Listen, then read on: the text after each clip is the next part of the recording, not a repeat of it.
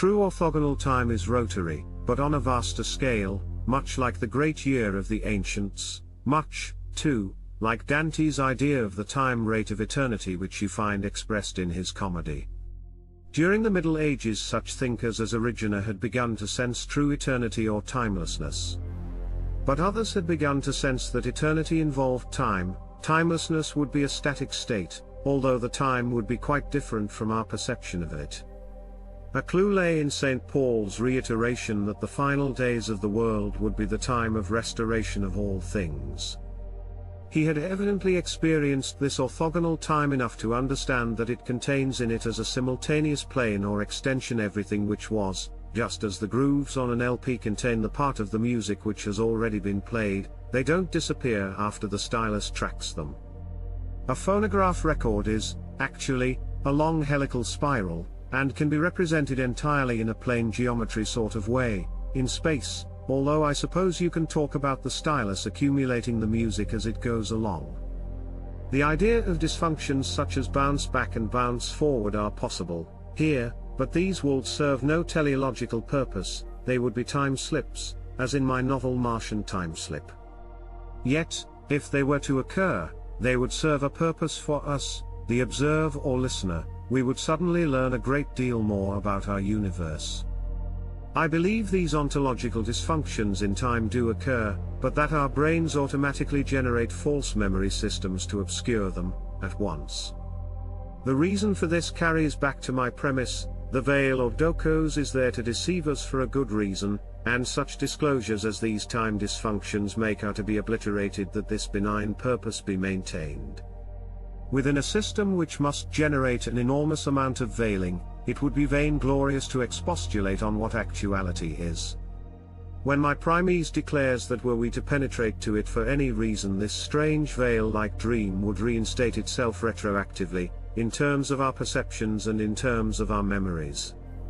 The mutual dreaming would resume as before, because, I think, we are like the characters in my novel Ubik, we are in a state of half-life.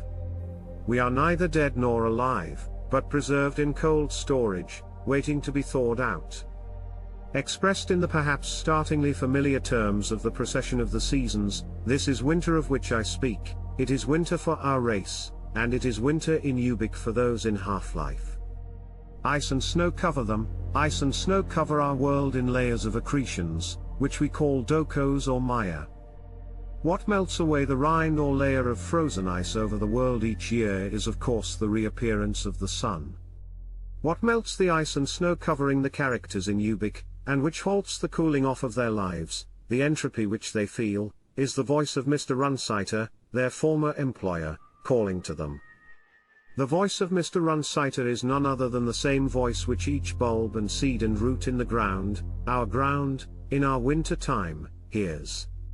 It hears, "Wake up. Sleepers awake. Now I have told you who Runsiter is, and I have told you our condition and what Ubik is really about. What I have said, too, is that time is actually as Dr. Kozyrev in the Soviet Union supposes it to be, and in Ubik time has been nullified and no longer moves forward in the lineal fashion which we experience. As this has happened, due to the deaths of the characters, we the readers and they the personae see the world as it is without the veil of Maya, without the obscuring mists of lineal time. It is that very energy, time, postulated by Dr. Kozyrev as binding together all phenomena and maintaining all life, which by its activity hides the ontological reality beneath its flow.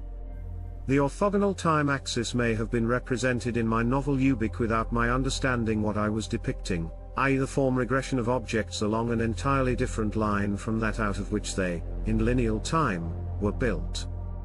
This reversion is that of the Platonic ideas or archetypes. A rocket ship reverts to a Boeing 747, then back to a World War I Jenny biplane. While I may indeed have expressed a dramatic view of orthogonal time, it is less certain that this is orthogonal time undergoing an unnatural reversion, i.e. moving backwards. What the characters in Ubik see may be orthogonal time moving along its normal axis, if we ourselves somehow see the universe reversed, the reversions of form which objects in Ubik undergo may be momentum towards perfection.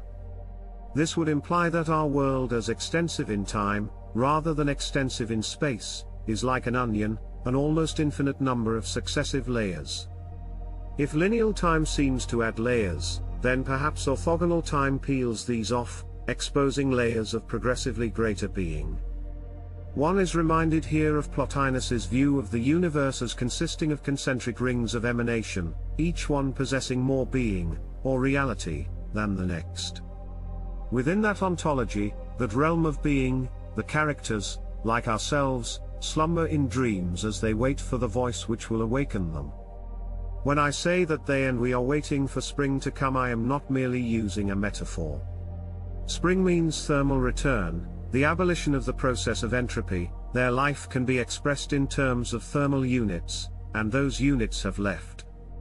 It is spring which restores life, restores it fully, and in some cases, as with our species, the new life is a metamorphosis. The period of slumbering is a period of gestation together with our fellows, which will culminate in an entirely different form of life than we have ever known before.